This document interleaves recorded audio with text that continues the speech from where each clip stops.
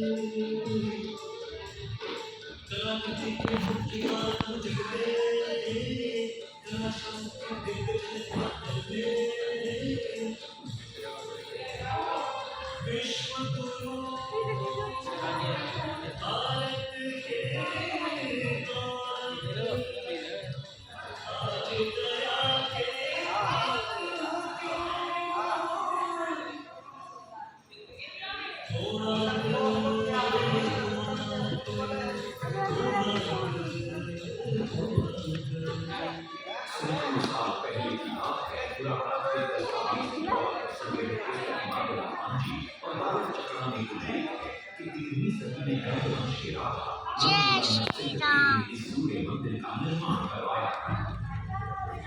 नरसिंह देव युद्ध में बड़े वीर और शक्तिशाली थे और मात्र 18 साल की उम्र में वे अपने पिता राजा अनंगभीम देव की विशाल सेना के प्रधान सेनापति नियुक्त कर दिए गए थे।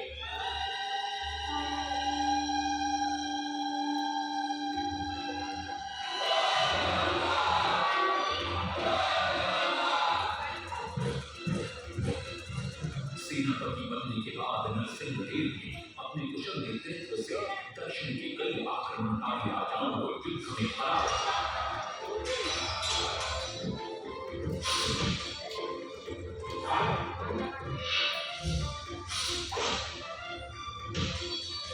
और उनके राजकोष पर कब्जा कर लिया।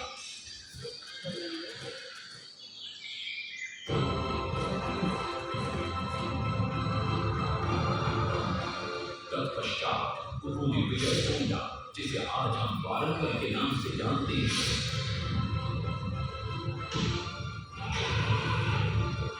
कि काकतीय वंश के राजा गणपति को परास्त किया।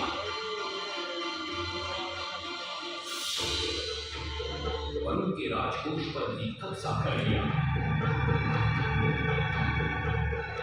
जय श्री राम। युद्ध के पश्चात जब वे बहुत सारी धन संपदा लेकर दरिद्र लौटे तो राजमहल में उनका भव्य स्वागत हुआ।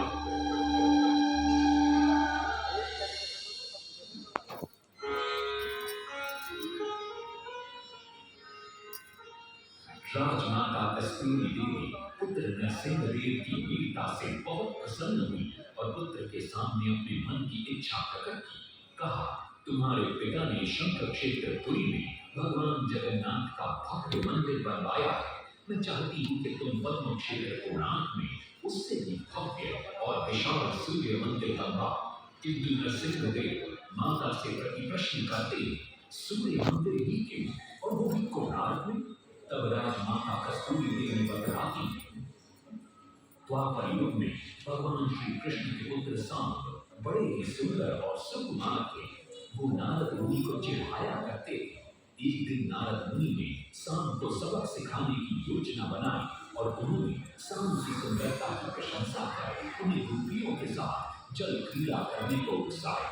वहीं दूसरी तरफ भगवान श्री कृष्ण को जाकर कह दिया कि सांब अपनी मां समान गोपियों के साथ जल क्रीड़ा कर रहा है। श्री कृष्ण इस बात से बहुत क्रोधित हो जाते हैं और वे सांब को श्राप दे देते हैं, जिस सुंदरता का तुम्हें अभिमान है वो तत्क्षण नष्ट हो जा। सांब को घोर हो जाता जब सांब राजमहल लौटते हैं और मां जाम देवी को ये पता चलता है कि पिता श्री कृष्ण के श्राप की वजह से सांब की ये अवस्था हुई, तो सारी रानियां क्रोधित हो जाती हैं। नारद जी को बुलाया जाता है। वे रोग मुक्ति का उपाय बताते हैं। वे कहते हैं, सूर्य की पहली किरण ऊपरी देश के एक कोण पर पड़ती है जिसका नाम कोणार्क है। सबको वहीं जाकर सूर्य की आराधना करनी होगी।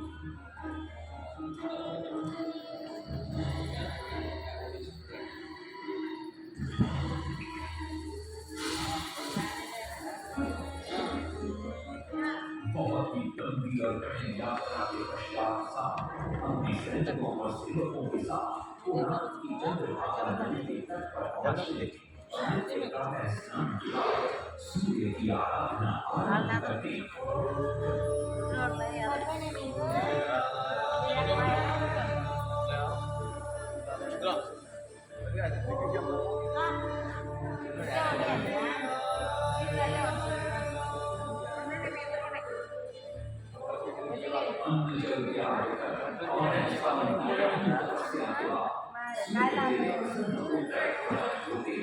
और समुद्र को रोग मुक्त होने का वरदान देते। आज रात्रि के चतुर्थ प्रहर में स्नान करते समय नदी के तल में तुम्हें एक वस्तु मिले, तुम मीरा ही प्रतिरूप हो, उसका स्पर्श पाते तुम इस घोर रोग से मुक्त हो जाओगे। स्नान के पश्चात शाम जब नदी से बाहर आते तो वो रोग मुक्त हो चुके होते। उनके हाथ में छोटा सा पत्थर, उनके सुंदर और सुकुमार शरीर को देखकर सारे अनुचर और सिपाही प्रसन्न होते। सब उस पत्थर को वहीं स्थापित कर एक छोटा सा मंदिर बनवाते। लेकिन जब उन्हें ज्ञात होता है कि सूर्य पूजा का विधि विधान यहाँ किसी को पता नहीं है तो वे चिंतित हो जाते। वे ध्यान में बैठते, सूर्य देव पुनः प्रकट होते और शाम के पूछने पर बतलाते कि दूर पश्चिम में साक्य देश के माता ब्रह्मा पूजा की विधि विधान जानते। साक्य देश की ओर निकल पड़ते, जो आज का ईरान है। महीनों की लंबी यात्रा के बाद 18 माता ब्रह्मा परिवारों को साथ लेकर कोणार्क लौटते और सूर्य मंदिर में पूजा शुरू हो जाती है। राजमाता कस्तूरी देवी नरसिंह देव को बतलाती है कि विवाह के कई वर्षों बाद तक जब हम निसंतान थे, मैंने भी उस सूर्य मंदिर में पूजा अर्चना की और तुम पुत्र रूप में मुझे प्राप्त हुए। माता की बात सुनकर नरसिंह देव मां को कोणार्क में संसार का सबसे भव्य और विशाल मंदिर बनाने का वचन देते। सदाशिव सामंतराय महापात्र, जो शिवरी सांतरा के नाम से लोकप्रिय थे, वे अपने सहयोगी यीशु महाराणा के साथ मंदिर का प्रतिरूप बनाते और नरसिंह देव के समक्ष प्रस्तुत करते। नरसिंह देव मंदिर का प्रतिरूप देखकर अभिभूत हो जाते और शीघ्र मंदिर निर्माण कार्य आरंभ करने का आदेश देते।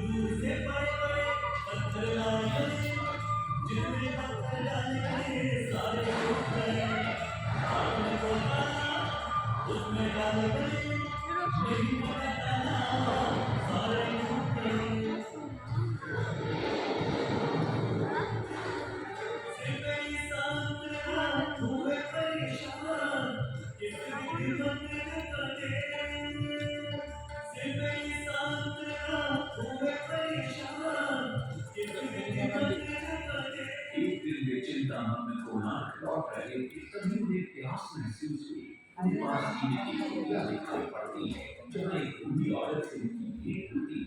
शिवरी सांतरा पानी मांगती है। बूढ़ी औरत पानी के साथ गरम गरम भोजन भी लेकर आती है। वे थाली के बीच में हाथ डालते हैं, जिससे उनका हाथ जल जाता है। तब वो बूढ़ी औरत मुस्कुराकर कहती है, तुम तो शिवरी सांतरा की तरह बीच से भोजन उठाकर खा रहे हो। ये सुनकर शिवरी सांतरा को अपनी भूल का एहसास होता है।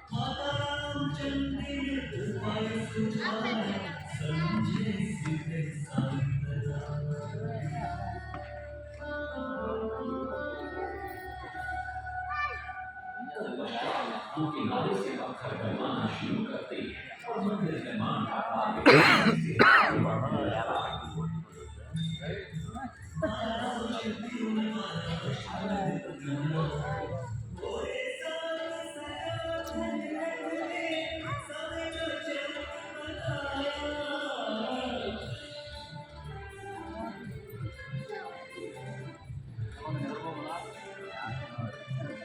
दूसरी तरफ कलिंग के उत्तर के राज्यों के नवाबों के बार-बार राज्य पर आक्रमण हो रहे थे। इन आक्रमणों से क्रोधित होकर नरसिंह देव अपनी विशाल सेना को लेकर युद्ध के लिए निकल पड़े।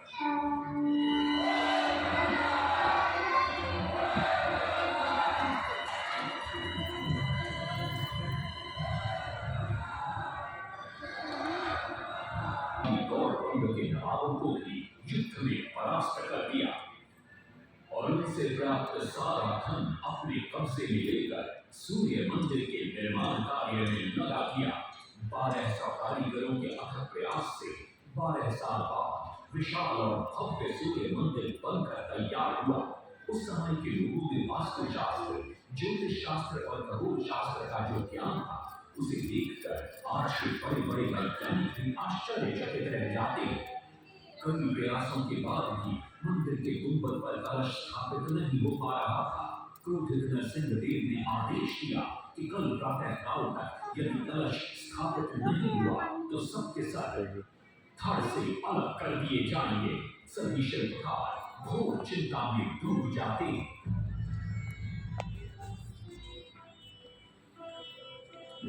दूसरी तरफ मुख्य शिल्पकार बीसू महाराणा का 12 साल का बेटा धर्मपद सूर्य मंदिर के प्रतिरूप पर कलश बिठाकर प्रसन्न होता है और मां के सामने अपने पिता से मिलने की इच्छा व्यक्त करता है। मां अपने बागीचे के पेड़ कोठरी में बांध कर देती है और कहती है, अपने कुत्ते बलिया को साथ लेकर कोना जा।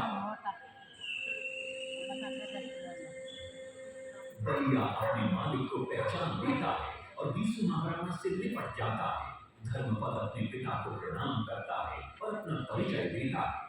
सबको चिंता में देखकर वो अपने पिता से इसका कारण पूछता है। कारण जानकर धर्मपद कहता है, अगर आप आज्ञा दें तो मैं मंदिर के गुंबद पर कलश स्थापित कर सकता हूँ। शिवेर सांतरा धर्मपद को अनुमति दे देती। धर्मपद गुंबद पर चढ़ जाता है और कुछ ही समय के प्रयत्न के पश्चात वो कलश को स्थापित करने में सफल हो जाता है। गुंबद पर कलश स्थापित होते नीचे गर्भगृह में चारों दिशाओं में लगे चुंबकों के आकर्षण से सूर्य मां प्रभु की मूर्ति शून्य में स्थापित हो जाती है। सब धर्मपद को कंधे पर बिठाकर खुशी से नृत्य करने लगते। कभी कुछ कारीगर इसका विरोध करते हुए कहते, अगर सुबह राजा को ये पता लग गया कि इस बच्चे ने कलश को स्थापित किया है तो किसी का बचना संभव नहीं है, इसलिए धर्मपद को मरना होगा। इस बात से शिवेर सांतरा बड़े क्रोधित हो जाते हैं। भीषण वाद विवाद छिड़ जाता है। ये सब देखकर धर्मपद गहरी चिंता में पड़ जाता है और वो सोचता है कि यदि मेरे जीवित रहने से इन सब का सर काट दिया जाएगा तो इससे अच्छा है कि मैं आत्म बलिदान कर दूं ताकि सबके प्राण बच जाएं। और उसी पल धर्मपद नवनिर्मित सूर्य मंदिर के शिखर पर चढ़ जाता है